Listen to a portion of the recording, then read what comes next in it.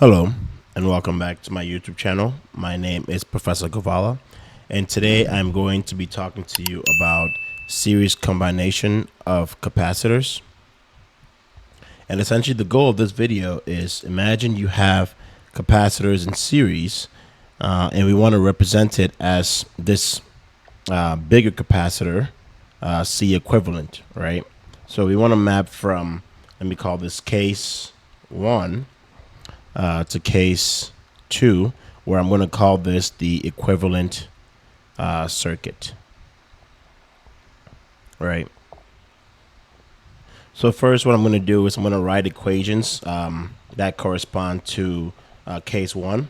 So for case 1, I'm going to say that my current IS can be written as many different things, or it can be solved in many different ways. We know that the current IS, the current through C1, right, or the capacitor 1 is that capacitance times the change in voltage over the change in time. And if you don't understand this equation, please check out my capacitor video, which I go in detail of how we solve for this equation of a current through a capacitor, or the current formula through a capacitor.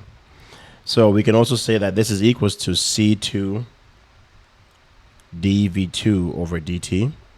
And we can also say this is equals to C3 dV3 over dt. Let me just call this a set of equations A, right? Because there's many different equations. It's 3 total. And what I'm going to do is I'm going to say that this can be mapped as a set of equations as well. This should be dV1. This can be mapped as a set of equations as well as, so dV1 over dt is basically IS over C1. Another equation we can have is dV2 over dt is IS over C2. And another equation we can have is dV3 over dt is equals to IS over C3. And let me call this a set of equations B. And we will use these equations later on. I just want to make sure we see where these equations are coming from. I'm just simply solving for the derivative of the voltage, the change in voltage over the change in time.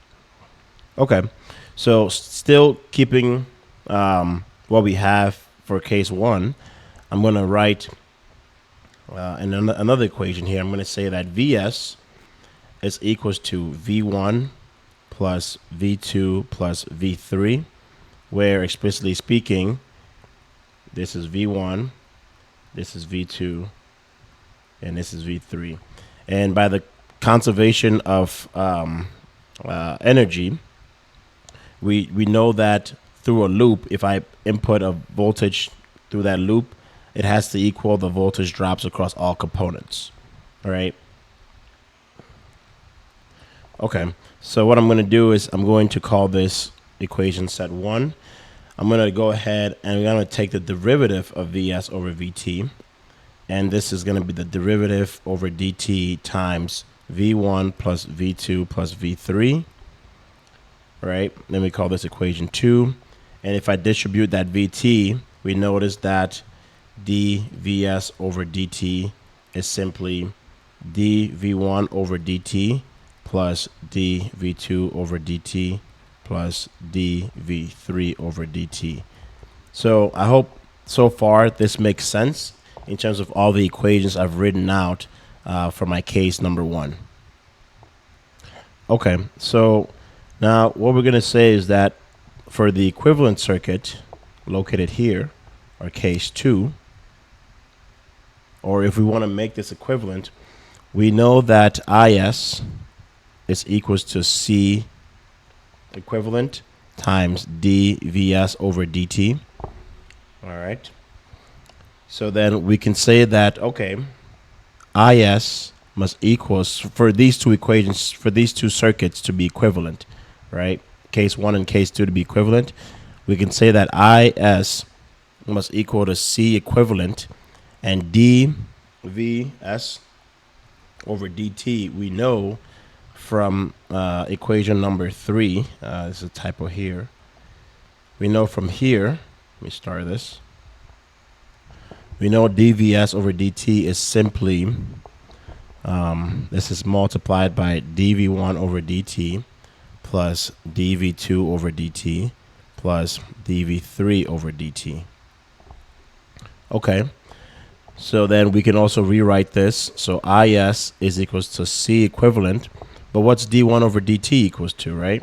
It's right here.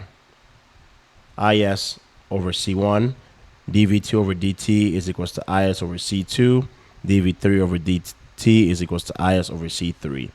So then let's go ahead and write that out. So we can say then that this is is over c1 plus is over c2 plus is over c3. What we can do is we can pull out an is.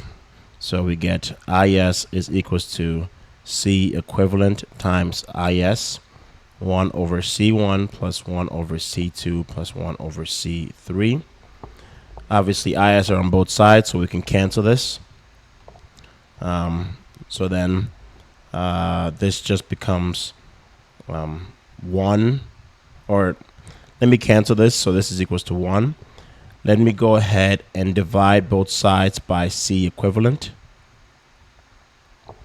So then we're left with 1 over c equivalent is equals to 1 over c1 plus 1 over c2 plus 1 over c3.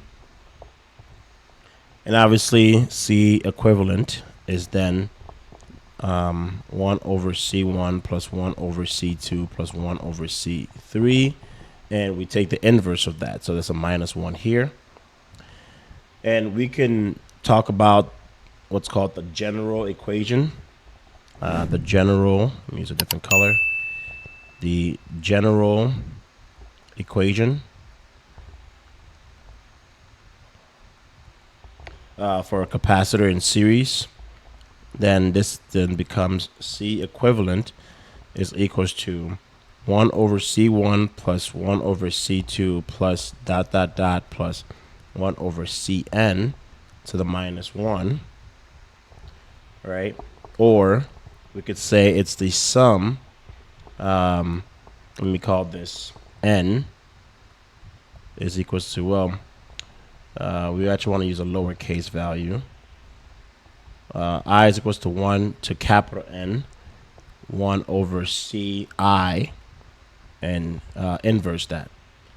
So pretty short video, but this is your general equation for capacitors in series, right? The equivalent capacitors in series. And this is the proof of how we get this, right?